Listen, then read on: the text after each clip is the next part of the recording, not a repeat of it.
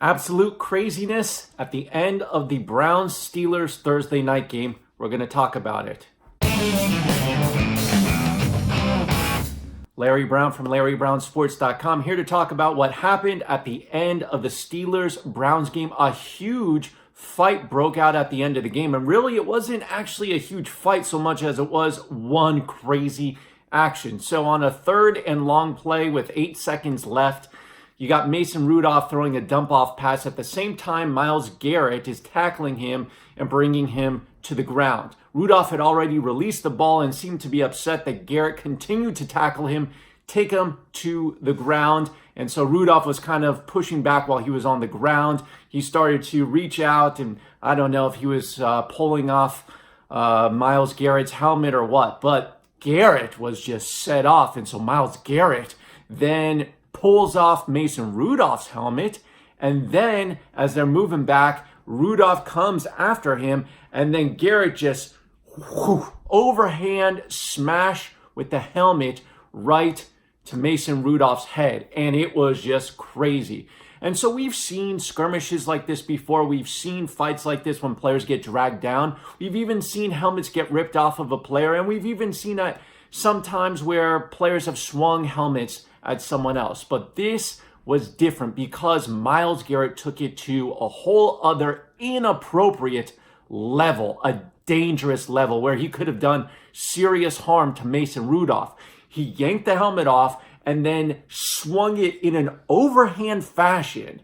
Okay, it wasn't just like a uppercut with, a little bit of force or momentum. It wasn't just a straight jab. This was different. This was overhead with a smashing motion right on the top of this guy's head with no helmet on. That's a big deal. And so it doesn't really matter whether Rudolph had kind of started things a little bit, because the way that Garrett escalated it, he took it to a completely unreasonable, dangerous level, way beyond the way it should have been. Now, people are talking about, hey, maybe he should be charged with assault because this goes above and beyond what should be expected in terms of danger on a football field.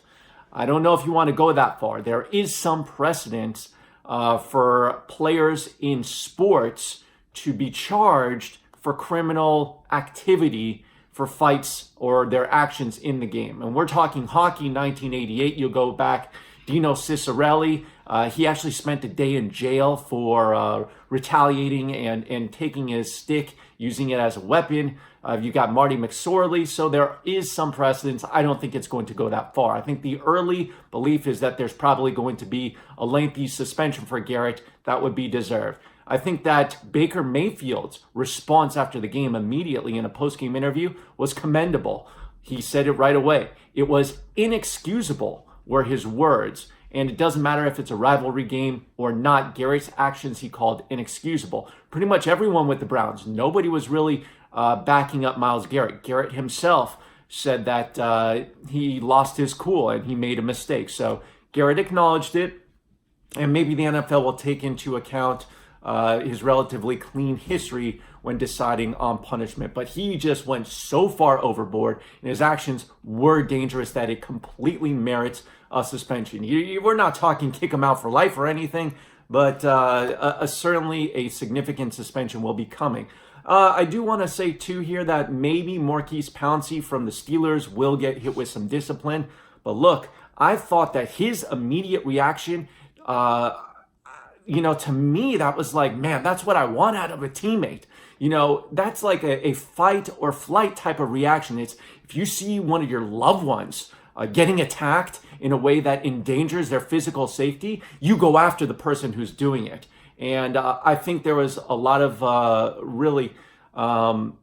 way he reacted was very natural and made a lot of sense. And I liked it from a teammate seeing that. And actually, Steelers fans have already stepped up and said that they will pay the fine for Pouncey if he gets hit with a fine. So what did you think about the fight? What did you think about everyone's roles in it? And what do you think the kind of punishment that Myles Garrett deserves? And what do you think about what some of the Browns people said afterwards? Let me know in the comments. Thank you very much for watching. You could catch full coverage of this at LarryBrownSports.com. Thank you.